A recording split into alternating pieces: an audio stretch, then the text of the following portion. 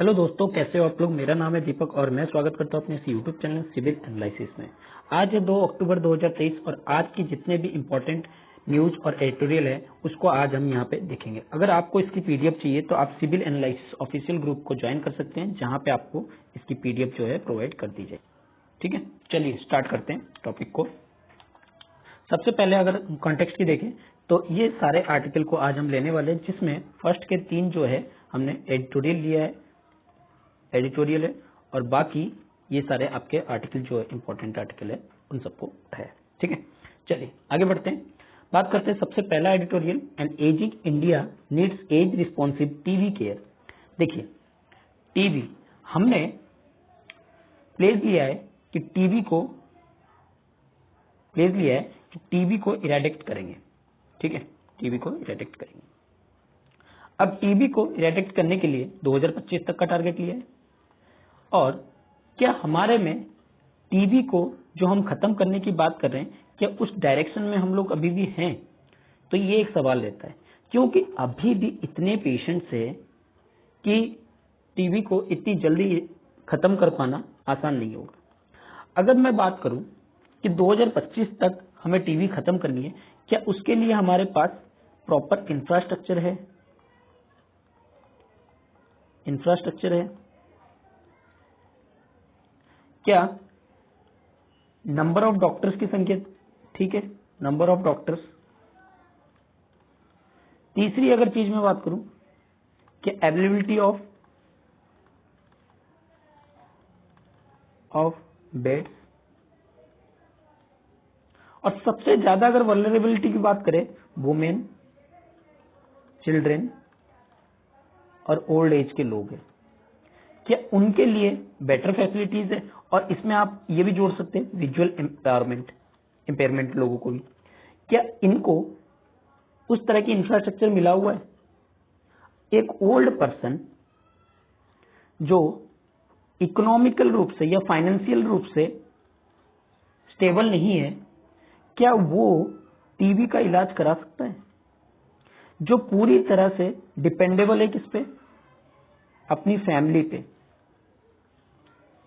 क्या वो टाइमली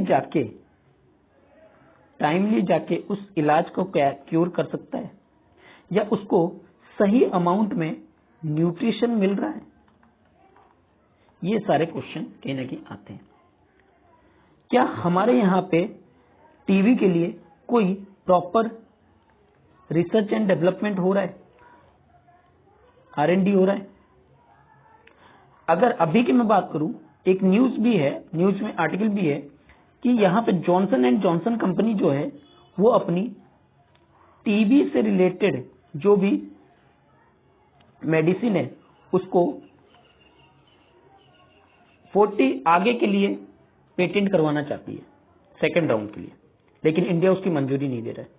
लेकिन अगर बात की जाए क्यों ऐसा पेटेंट क्यों करवा रहा है, क्योंकि कोई ऑप्शन ही नहीं है अभी टीबी की मेडिसिन के लिए जो पूरी तरह से क्योर कर सके। तो इस वजह से वो कंपनी भी क्या हो रहा है, अपने मोनोपोली का इस्तेमाल कर रहा है। तो क्या इंडिया को अपने रिसर्च एंड डेवलपमेंट में खर्च नहीं करना चाहिए? क्या वो इन सारी चीजों को नेग्लेक्ट कर दे? लेकिन इंडिया ने टारगेट तो लिया है 2025 तक खत्म करने की, लेकिन क्या वो सही डायरेक्शन में जा रहा है या नहीं जा रहा है? अगर हम कॉन्टेक्स्ट की बात करें, क्या बता रखा है, इंडिया जो मूव कर रहा है अपने फ्यूचर की तरफ, और सबसे ज्यादा अगर सिग्निफिकेंस प्रोपोर्शन देखा जाए तो यहाँ पे एल्डरली लोग हैं। यहाँ पे हमारी सोसाइटी में सबसे इंपॉर्टेंट रोल कहीं ना कहीं एल्डर्स लोग जो है रखते हैं। अगर प्राइमली देखा जाए, हम हेल्थ केयर सिस्टम को, अपने लाइफ एक्सपेक्टेंसी को कहीं ना कहीं इंक्रीज कर रहे हैं, एडवांस कर रहे हैं। लेकिन अगर बात की जाए 2011 में लगभग 9% लोग जो थे इंडियन पॉपुलेशन के, वो कहीं ना कहीं एज जो है उनकी 60 से अबव थी, और ये एक्सपेक्ट किया जा रहा है कि 2030 होते होते ये 12.5% हो जाएगी। जो एल्डरली, जो हमारे बूढ़े बुजुर्ग है, वो कहीं ना कहीं अपनी विजडम, रिस्पेक्ट, उनकी राइट्स, उनकी फ्रीडम, इन सब की बेनिफिट कहीं ना कहीं सोसाइटी में मिलती है आज भी। अगर हम बात करें एल्डरली, तो international day of older person जो है अक्टूबर 1 यानी कि कल के दिन पे इसको सेलिब्रेट किया गया है, जिससे कि जो इन्वेस्ट है, जो हेल्थ केयर पे, एल्डर पॉपुलेशन के हेल्थ केयर पे इन्वेस्टमेंट है, उसको किस तरह से रिजॉल्व किया जाए और इसकी तरफ किस तरह कैसे अटेंशन जो है वो दिया जाए, और ये कहीं ना कहीं अभी जरूरी भी है। अगर हम बात करें ट्यूबरक्लोसिस की, जिसमें अफेक्टेड अगर बात की जाए 25 लाख इंडियंस जो है हर साल अफेक्टेड होते हैं, और उसमें 1000 जो है, कम से कम 1000 लोग जो है एक दिन में डेथ कर जाते हैं। इंडिया की नेशनल टीबी प्रिविलेंस सर्वे जो है 2021 में ये खुलासा करता है कि टीबी की जो प्रिविलेंस है, जो लोगों में जो कि 55 तक की एज में है, वो कहीं ना कहीं क्या हो रहा है, 1 लाख में 588 लोग जो है टीबी से ग्रसित है, और ये और ज्यादा हायर हो सकता है। ओवरऑल नेशनल प्रिविलेंस जो बता रखा है 316। ये जो फाइंडिंग्स है, ये जो खोजा गया है, ये सारी चीजें कहने की असेसमेंट किया गया है टीबी को किनके, एल्डर लोगों के ऊपर, और इनसे ऊपर जो पब्लिश जो है, पहले जो पब्लिकेशंस वगैरह आए थे उनके साथ कोलैबोरेशन करके टीबी ने ये एजेंसी, जो यूएस की एजेंसी ने और TB national TB elimination programme ने इस तरह की इम्पैक्ट को कहीं ना कहीं हाईलाइट किया है, और कुछ एज स्पेसिफिक जो जरूरी गाइडलाइंस है उसको कहीं ना कहीं यहाँ पे जोड़ने की कोशिश की है। कैसे टीबी इंपैक्ट करता है बूढ़े लोगों को, बुजुर्ग लोगों को, ये बात अब क्वेश्चन पूछा जा रहा है। एक इंटरव्यू में जब एक ओल्डर पर्सन के साथ टीबी के बारे में खुलासा किया गया कि उनके टीबी के जो केयर की जर्नी है वो कैसे हर स्टेप पे चैलेंजिंग रहा, तो इसका रिजल्टिंग ये आया कि सब ऑप्टिमल एक्सपीरियंस से निकल के आया। जो टीबी का सिम्टम्स है कहीं ना कहीं हमें दिखता है कफ के कारण, कफ, फैटिक, थकान वगैरह, ठीक है। और अगर आगे बात की जाए आपके वेट लॉस होना, ठीक है, तो इन सब चीजों से क्या होता है, टीबी की बीमारियों का साइन जो है पता लगता है। ये जो रिस्क है वो कहीं ना कहीं अगर हम इसको मिस करते हैं तो ये रिस्क और ज्यादा बढ़ जाता है एल्डर लोगों में। अगर डायग्नोस्टिक ठीक से हो, मैनेजमेंट अगर एल्डरली लोगों के बीच में ठीक तरह से हो, तो कहीं ना कहीं हम लोग इसको कंट्रोल कर सकते हैं। तो यहां पे एक इंडिविजुअल लेवल पे अगर देखा जाए, इसका मतलब ये है कि जो काउंट है या इंक्रीज ऑफ इस तरह की इफेक्ट है वो कहीं ना कहीं धीरे धीरे कम हो सकता है अगर हम इस पे केयर करें। हेल्थ सिस्टम लेवल की बात करें, एक रिजल्ट ये बताता है कि इरेगुलर ट्रीटमेंट कहीं ना कहीं जो है सबसे ज्यादा आधार बनती है और पुअर आउटकम्स कहीं ना कहीं यहाँ पे देते हैं, जिसके वजह से ये डेथ जो है बढ़ती है। कुछ बूढ़े जो लोग हैं वो जो टीबी के बारे में बताते हैं वो कहीं ना कहीं विल टू चाहते हैं जिंदा रहना, specially absence of social and emotional support के कारण भी। जो बूढ़े लोग हैं, बुजुर्ग वुमेन है, वो जो सबसे ज्यादा पर्टिकुलर है, वो कहीं ना कहीं स्पेसिफिक चैलेंज को फेस करती है हेल्थ सर्विसेज के लिए। अगर रूरल और हिली एरिया की बात करें, ये सबसे ज्यादा स्ट्रगल करते हैं ट्रेवल के रिलेटेड, यानी कि हेल्थ फैसिलिटी के ट्रेवल से रिलेटेड। ये जो एक्सेस है रिलायबल इंफॉर्मेशन की हेल्थ से लिमिटेड, कहीं ना कहीं सोशल नेटवर्क पे जो कहीं ना कहीं एल्डर लोगों के लिए कमी मिलती है। देखो, एक एल्डर पर्सन जो है वो इंफॉर्मेशन को एक्सेस करने में थोड़ी अनेबल हो सकते हैं, लेकिन एक जो हेल्दी पर्सन है वो इनेबल हो सकता है, लेकिन क्या वो उनकी हेल्प कर रहा है, ये क्वेश्चन की बात आ जाती है। ओल्डर पर्सन जो है हमेशा एक्सपीरियंस करता है इंफ्रास्ट्रक्चर रिलेटेड चैलेंज को, और हाई क्वालिटी न्यूट्रिशन फूड कहीं ना कहीं जरूरत होती है उनकी रिकवरी के लिए। तो ये सारी आर्गुमेंट कहीं ना कहीं डिपेंड होती है किस पे, इकोनॉमिक के। लेकिन अगर बात की जाए इकोनॉमिक के हिसाब से, तो इकोनॉमिक लॉस तो वो पहले से ही कर चुके हैं। वो पूरी तरह से डिपेंड होते हैं सोशल फैमिलीज पे, उनके सोशल वेलफेयर स्कीम पे डिपेंड होते हैं कि गवर्नमेंट से हमें कुछ मदद मिल जाए, कुछ चीजें हमें मिल जाए। लेकिन इसके साथ भी अगर हम देखे जाए कि बहुत सारी इनको डिफिकल्टीज को एक्सेस करनी पड़ती है। जो डाटा है टीबी रिलेटेड से, वो कहीं ना कहीं स्टिग्मा बन रखी है यानी कि एल्डरली के लिए। हम पूरी तरह से उस डाटा को खंगाल नहीं पाए, उस डाटा को देख नहीं पाए, समझ नहीं पाए। वर्ल्ड हेल्थ ऑर्गेनाइजेशन ने इस चीज के बारे में बताया कि cause of poor health and social isolation का कारण ही हमारा डाटा है। कुछ तो ये होते हैं लॉस ऑफ पर्पस जो होते हैं, उनकी कनेक्शन जो होती है अकेलेपन से होती है, उनकी फैमिली स्पॉजेस वगैरह जो होती है उनको छोड़ के चले जाते हैं, तो ये एंग्जाइटी का भी कारण बनता है। अब बात करते हैं बिल्डिंग एज रिस्पॉन्सिव केयर, क्या करना चाहिए। डिजाइन और deliver of TV care Elder friendly, क्या हमारे पास जो तरीका है, जो हमारी डिजाइन है, हमारी जो डिलीवर्ड है टीवी केयर का, वो एल्डर फ्रेंडली है। सबसे पहली तो अगर बात करें, हमें कहीं ना कहीं मूव अवे करना चाहिए डिजीज स्पेसिफिक से। वर्टिकली केयर प्रोग्राम को होलिस्टिक केयर प्रोग्राम मॉडल से रिड्यूस करना चाहिए, जिससे कि हम एल्डरली तक डायरेक्टली पहुंच सके और इंटरेक्ट कर सकते उनके अलग अलग प्रोवाइडर और फैसिलिटीज को। हमें उनकी बिल्डिंग कैपेसिटी को हेल्थ प्रोफेशन के द्वारा इंक्रीज करना चाहिए, इंप्रूव करना चाहिए क्लिनिकल अंडरस्टैंडिंग को, टीबी को, जो कि एल्डरली और बेटर मैनेजमेंट कर सके उनके मल्टी मॉर्बिडिटी को। ट्रांसपोर्ट सिस्टम को हमें अच्छी करनी पड़ेगी, जिससे कि मोबाइल डायग्नोस्टिक वगैरह, वैन वगैरह, एक्टिव केस फाइंडिंग, जनरेटिक ओपीडी वगैरह, रेजिडेंशियल होम जो हो। टेक्निकल और ऑपरेशन प्रोटोकॉल को भी हमें सही तरीके से फॉलो करना चाहिए, डायग्नोसिस करना चाहिए, गाइडलाइंस प्रोवाइड करनी चाहिए, जिससे कि इनके जो जरूरत है डोसेस है, कितनी डोसेस की जरूरत है, कितनी डोसेस की नहीं जरूरत है, उन सब चीजों के बारे में पता लगे। सोशो इकोनॉमिकल नीड्स को एड्रेस करना जरूरी है, जहां पे इनको सपोर्टिव प्रोटोकॉल्स वगैरह जो है बताना जरूरी है। जैसे एक एल्डर फोकस कम्युनिटी जो है वो कहीं ना कहीं केयर मॉडल के साथ लिंकेज करता है केयर गिवर को, जो डोर स्टेप डिलीवर करता है, मेडिसिन वगैरह हो गया, सपोर्ट वगैरह हो गया, या काउंसलिंग जो है, ये सारी चीजें कहीं ना कहीं प्रोवाइड होनी चाहिए। सोशल सपोर्ट स्कीम्स के अंदर अंदर एक्सेस होना चाहिए उनको। मैक्रो लेवल पे देखा जाए तो हमें रिग्रेस जेंडर और एज डिसएग्रीमेंट कलेक्शन जो है डाटा का वो करना चाहिए, जिससे कि हम टीबी के ट्रेंड्स को किस एज ग्रुप में ज्यादा बढ़ रहा है उसको एनालिसिस कर सके, उस चीज को अगर एल्डरली में किस पोर्शन में ज्यादा बढ़ रहा है, मेल में ज्यादा है, फीमेल में ज्यादा है, इस चीज को आइडेंटिफाई कर ले तो वहां तक हम पहुंच के उसके कोलैबोरेशन के साथ हेल्थ इको फ्रेंडली बना सकते हैं, एल्डर फ्रेंडली बना सकते हैं। ठीक है, तो ये सारी चीजों को यहाँ पे बताया गया। चलिए आगे बात करते हैं अगले आर्टिकल की तरफ। India statistic performance on global scale. देखिए डाटा आज के टाइम पे काफी इंपॉर्टेंट चीज है। अगर आपके पास डाटा है तो इसका मतलब आपकी स्कीम में कुछ फर्क पड़ेगा। आपके पास डाटा है तो कहीं ना कहीं आप जो पॉलिसीज बना रहे हो उसमें इंप्लीमेंट ठीक तरीके से हो सकते हैं। आपके पास डाटा है तो आप एजुकेशन अच्छी तरह से दे सकते हो। आपके पास डाटा है तो आप फूड सर्विस अच्छी दे सकते हो। ग्लोबल सिक्योरिटी अच्छे कर सकते हो। ग्लोबल सिक्योरिटी, आपके पास डाटा है तो आप न्यूट्रिशन लेवल को, वही फूड सर्विस या न्यूट्रिशन लेवल को अच्छा कर सकते हो।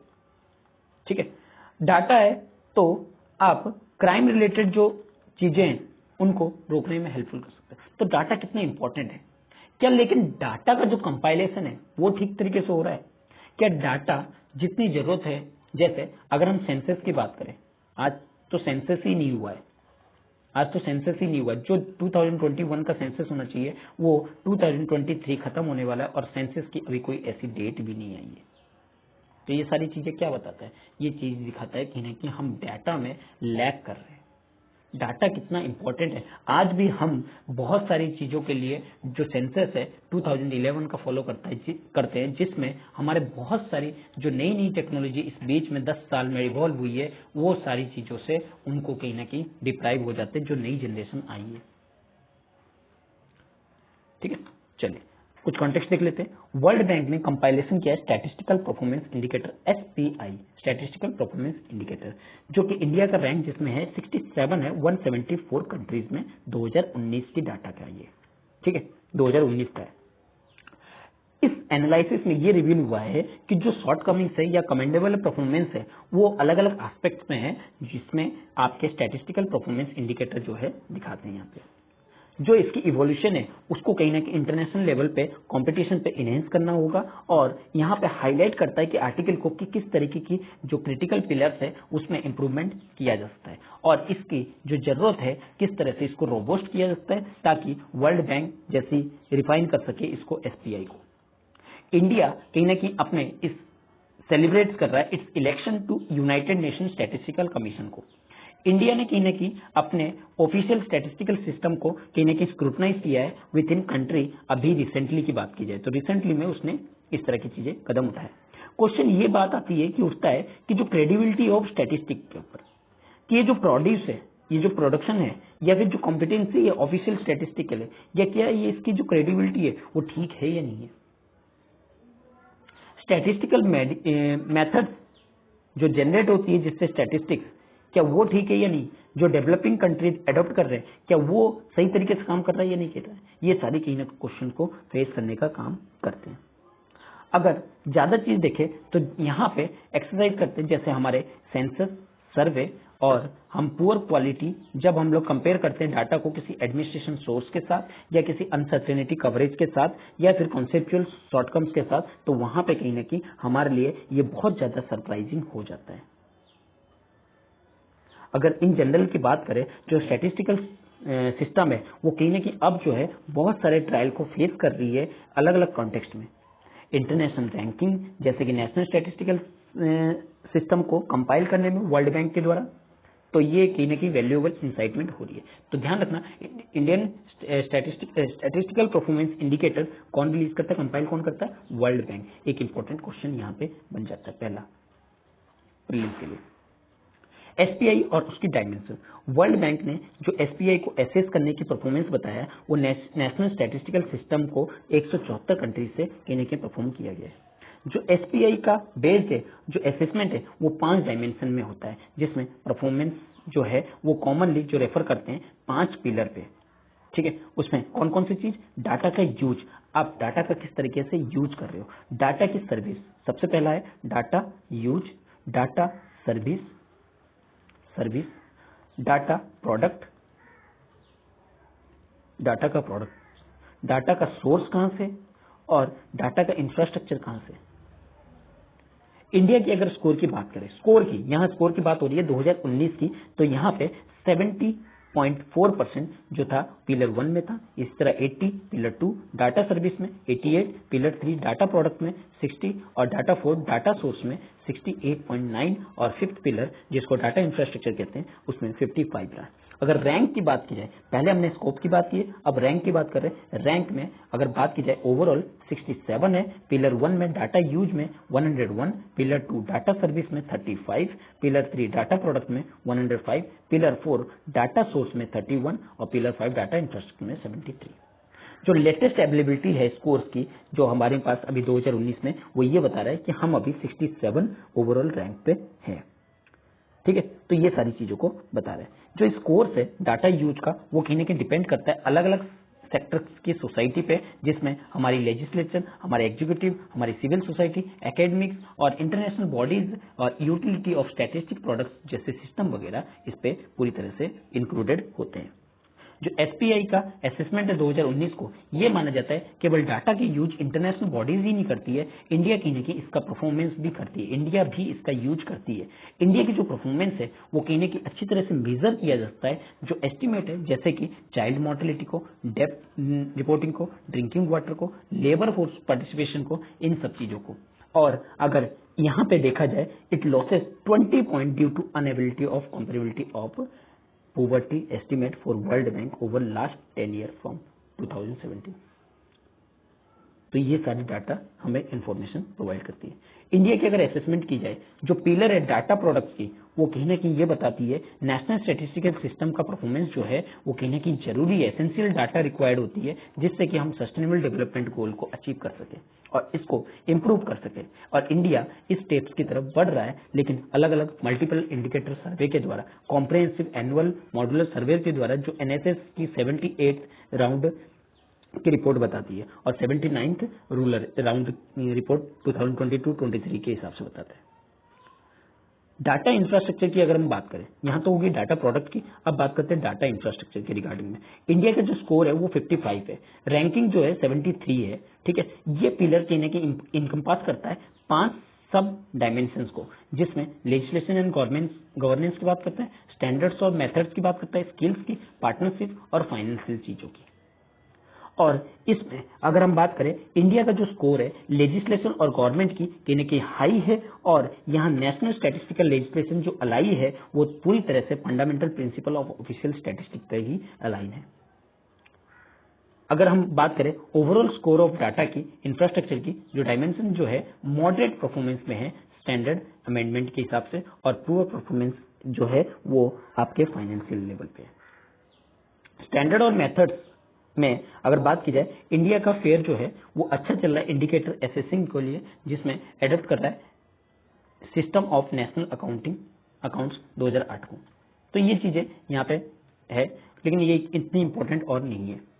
अगर हम बात करें रिलेटिवली अलग अलग चीजों की डायमेंशन कहने की, अगर हम परफॉर्मेंस को बढ़ाना चाहते हैं तो हमें स्टैटिस्टिकल चीजों पे कहीं अच्छा काम करना पड़ेगा, स्टैटिस्टिकल चीजों को और ज्यादा कंपाइल करना पड़ेगा, जिससे कि हम और ज्यादा लोगों तक पहुंच सके। ठीक है, तो ये सारी चीजें इसमें बता रहा है और इंपॉर्टेंट इसमें कोई चीज नहीं है। चलिए आगे बात करते हैं। अगला आर्टिकल है चेंज इन मालदीव्स। देखिए, India must engage with new government in Male and depend I. देखिए, माले में अभी नई गवर्नमेंट कहीं ना कहीं नई लीडर जो है चुन के आए हैं।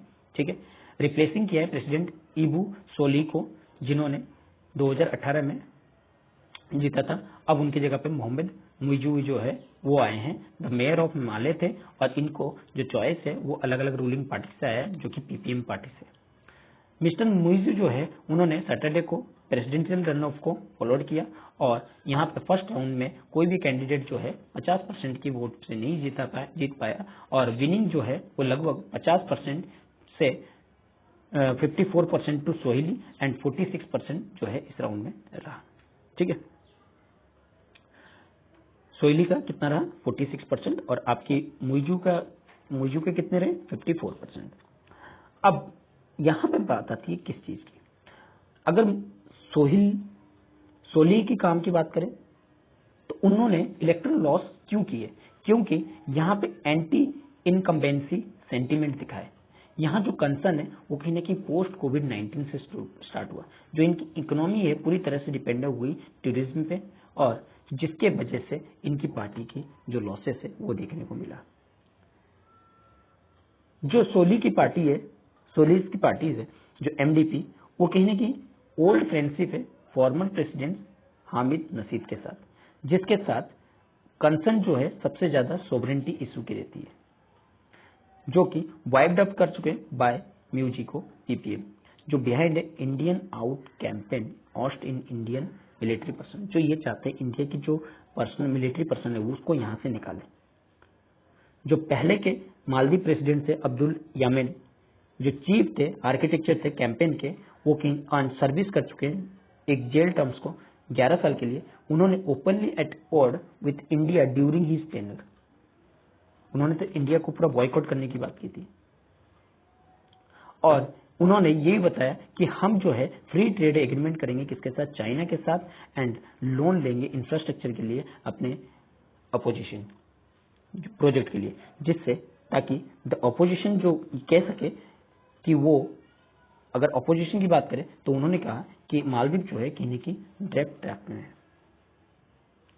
अब यहां पे प्रॉब्लम क्या है, जो मिस्टर सोली थे प्रेसिडेंट, वो कहीं की इंटरनेशनल मालदीव इंटरनेशनल कंपासेस के हिसाब से कमिटमेंट है, इंडिया की फर्स्ट पॉलिसी को फॉलो करते थे न्यू दिल्ली के साथ, और उन्होंने असिस्ट किया था मालदीव को पैंडेमिक के टाइम पे, और बहुत सारे कैंपेन्स को इस टाइम पे फॉरेन मिनिस्टर अब्दुल सईद के साथ इलेक्टेड हुए थे जो प्रेसिडेंट्स के, उसमें कहीं ना कहीं हेल्प भी किए थे।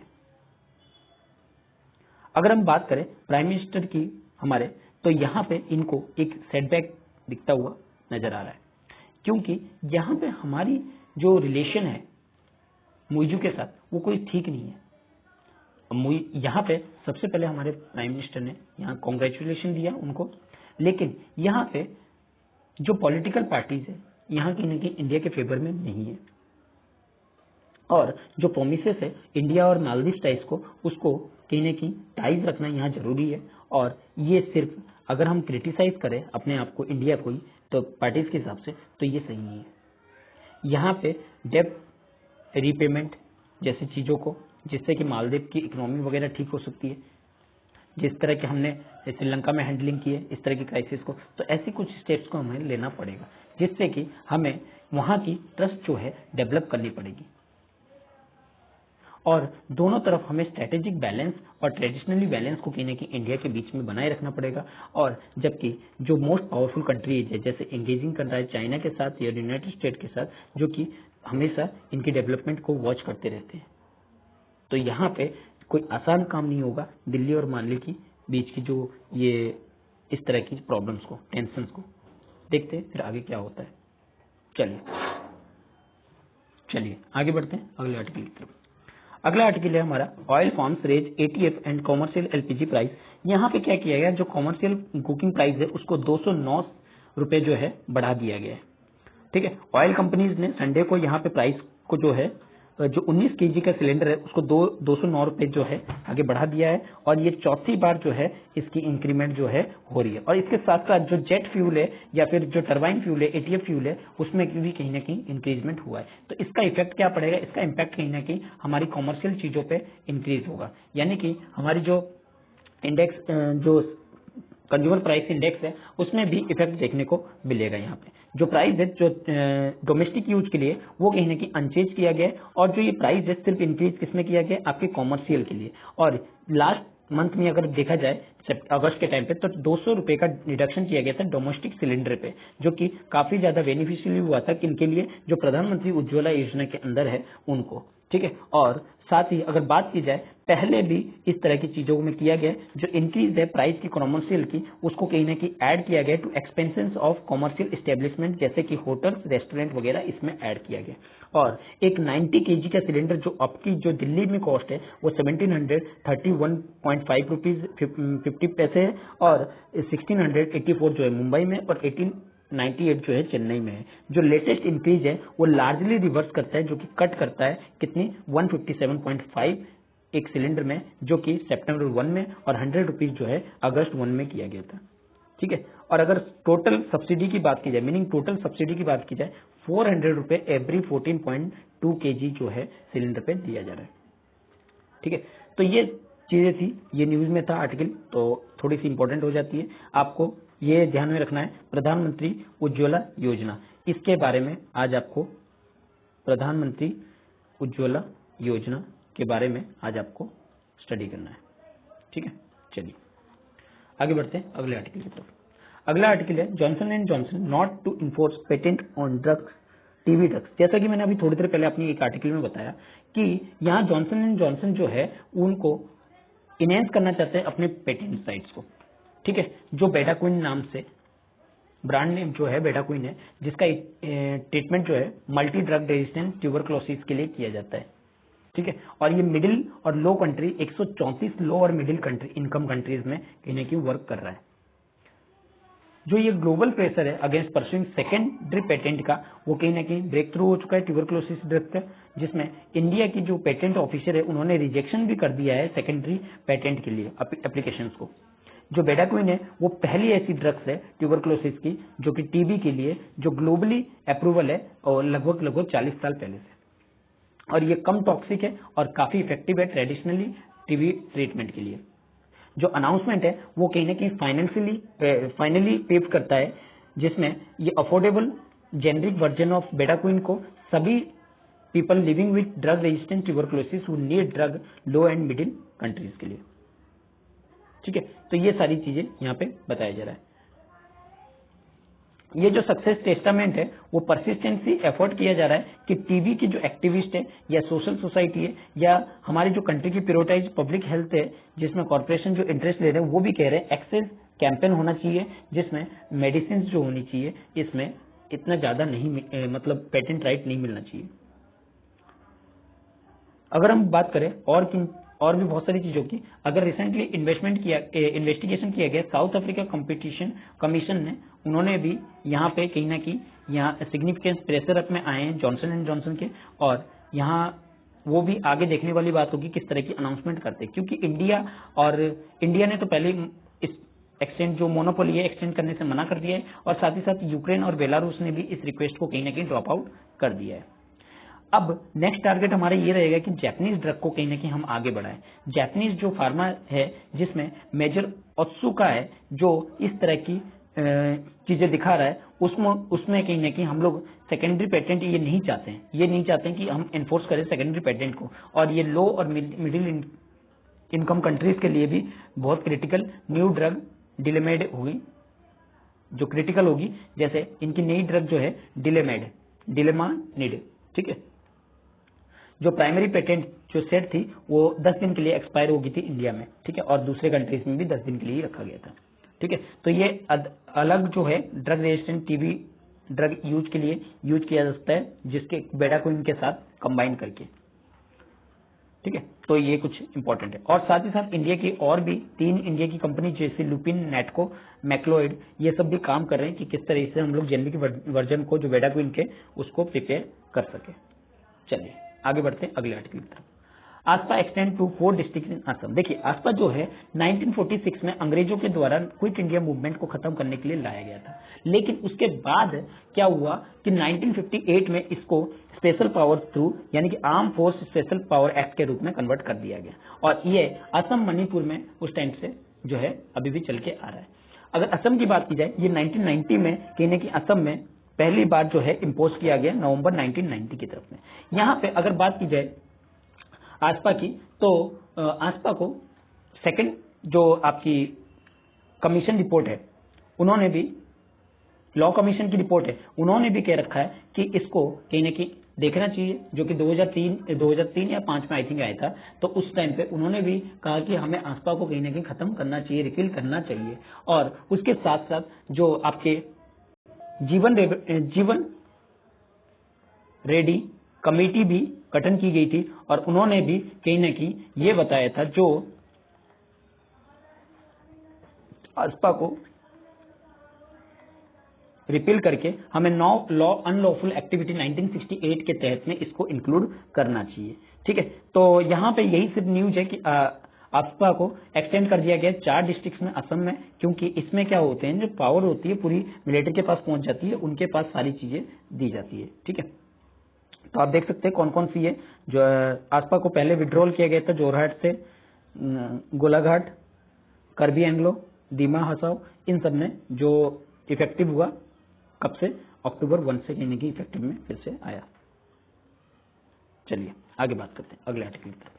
अगला आर्टिकल है Karman line where space begin. देखिए कार्मन लाइन ये साइंस एंड टेक के लिए इंपॉर्टेंट हो जाता है। ये क्या है, इसके बारे में इसकी डेफिनेशन को पहले देखते हैं। कार्बन लाइन है क्या? कार्बन लाइन जो है स्टेब्लिश किया जाता है रेगुलेट करने को एयर स्पेस को। इसका जो मार्क है वो रफली एल्टीट्यूड जो बियॉन्ड है एक ट्रेडिशनली एयरक्राफ्ट के लिए। मान लीजिए एयरक्राफ्ट इतने एरिया में क्या हो सकता है, चल सकता है। एक कार्बन लाइन बना दिया है कि इसके ऊपर से अगर जाएगा तो इसमें कहीं ना कहीं प्रॉब्लम अब एयरक्राफ्ट में आने लगेगी, और वो ट्रेडिशनली एयरक्राफ्ट जो है वो कहीं ना कहीं फ्लाई नहीं कर पाएगी। और कोई भी एयरक्राफ्ट जो फ्लाइंग करता है इसके बियॉन्ड में, तो उसको कहीं ना कहीं प्रोपल्सन सिस्टम की जरूरत पड़ेगी, जिससे कि वो पुल अवे हो सके किससे, अर्थ के तक से। ठीक है, तो ये सारी चीजें कहीं ना कहीं कार्बन लाइन करती है। अगर बाउंड्री की बात करें तो एक इंपॉर्टेंट रोल निभाती है एक साइंस में, क्योंकि ये हमें डिफरेंशिएट करती है और डिफाइन करती है अलग अलग थिंग्स को, जिससे कि अलग अलग जो टुगेदर ब्लेंड हो रखे हैं एक साथ, उनको एक अलग अलग करने की काम करता है। एक इसी तरह की बाउंड्री जो है कार्बन लाइन है, जो लोकेटेड है कितने 100 किलोमीटर अबव है सी लेवल से। एक इमेजिनरी लाइन है जो डिमार्केट करता है अर्थ की एटमोस्फियर को, कहां से, हमारे स्पेस से। ठीक है, तो ये चीजें है। ये जो स्टेब्लिश किया गया था 1960 के टाइम पे, रिकॉर्ड कीपिंग किया गया था body called federation aeronautic international. कोई भी इंडिविजुअल जो है क्रॉस कर सकता है इस लाइन को, क्वालिफाई एंड एस्ट्रोनॉट जो वो एस्ट्रोनॉट को क्वालिफाई कर चुका है उस चीज को क्रॉस कर सकता है।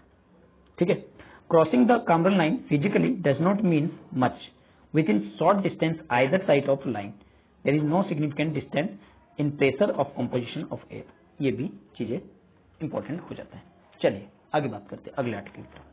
अगला article, last article, hearing medical college to facing monetary penalty. देखिए अब क्या है, मेडिकल कॉलेज अगर कोई भी प्रॉब्लम करेंगे, देखिए मेडिकल कॉलेज में बहुत सारी गाइडलाइंस को फॉलो करना होता है।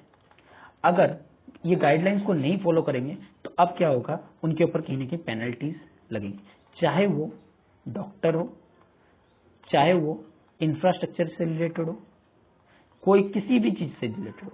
तो इनका इम्पैक्ट जो है किस पे पड़ेगा, सबसे ज्यादा पड़ेगा आम लोगों पे, यानी कि जो मेडिकल टीचिंग ले रहे हैं उन पे, क्योंकि मेडिकल टीचिंग या मेडिकल जो स्टाफ वगैरह है, अगर उनके जेब से पैसा जाता है तो वो कहां से निकालेंगे, वो ऑटोमेटिकली निकालेंगे किससे, पब्लिक से। ठीक है, तो यानी कि जो एमबीबीएस का खर्चा एवरेज 60 लाख तक पहुंचता था, अब वो पहुंच के 1 करोड़ तक पहुंच जाएगा। ठीक है, तो ये चीज को यहाँ पे बताया है। देखिए क्या बताया गया, जो लेटेस्ट अनाउंसमेंट आई है नेशनल मेडिकल कमीशन के द्वारा कि इंट्रोडक्शन करने की बात की है मॉनेटरी पेनल्टीज को पहली बार इंडिया में अगेंस्ट मेडिकल कॉलेज के, जिसमें अगर वो किसी भी कंपाइल को स्टैट्यूटरी प्रोविजन के किसी भी फेल कर जाते हैं, उनके रेगुलेशन को या मिनिमम स्टैंडर्ड्स को जो उन्होंने कमीशन ने बना रखा है, तो उसको वहां पे क्या करेंगे, उन कंपाइलेशन को अगर फॉलो नहीं करते तो उनको कहीं ना कहीं क्या करना पड़ेगा, मॉनेटरी पेनल्टी जो है लगाई जाएगी। ठीक है, और ये कहीं ना कहीं इंस्टेंटली रिफ्लेक्ट करेगा उनके फीस स्ट्रक्चर में प्राइवेट मेडिकल कॉलेज में। और एक्सपर्ट्स का ये कहना है ये सारी चीजें कि पनिशमेंट जो अल्टीमेटली मीन है वो स्टूडेंट्स के पॉकेट से कहीं ना कहीं खाली होगा।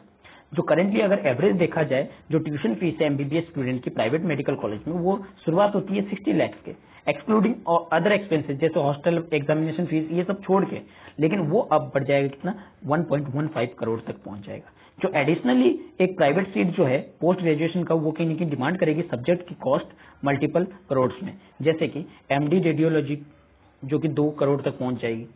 ठीक है, इस चीज की बताया जा रहा है। एक लेटेस्ट नोटिफिकेशन जो है जो नेशनल मेडिकल कमीशन के द्वारा बताई गई है कि इसमें 1 करोड़ की फाइन जो है डिफॉल्टिंग मेडिकल कॉलेज पे लगाई जाएगी, जबकि डॉक्टर हो गए या डिपार्टमेंट हेड हो गए या इंस्टीट्यूशन हेड हो गए, उनके ऊपर 5 लाख तक का जुर्माना जो है लगाया जाएगा अगर कोई फॉल्स डॉक्यूमेंट सबमिट करते हैं तो। उनके अनुसार इस standard of medical education registration regulation act 2023 को कहीं ना कहीं मेंटेनेंस रखना पड़ेगा। ठीक है, इसको बनाए रखना पड़ेगा, और साथ ही साथ any attempt of pressure the NMC and controlling board will incur and immediately halt the process of all application request by medical institution. यानी कोई भी इस तरह की चीजें निकलती है तो उनकी लाइसेंस वहीं पे रद्द करने की भी बात की गई है। लाइसेंस तो नहीं, उनकी जितने भी एप्लीकेशन वगैरह है उनको रोकने की बात यहाँ पे की गई है।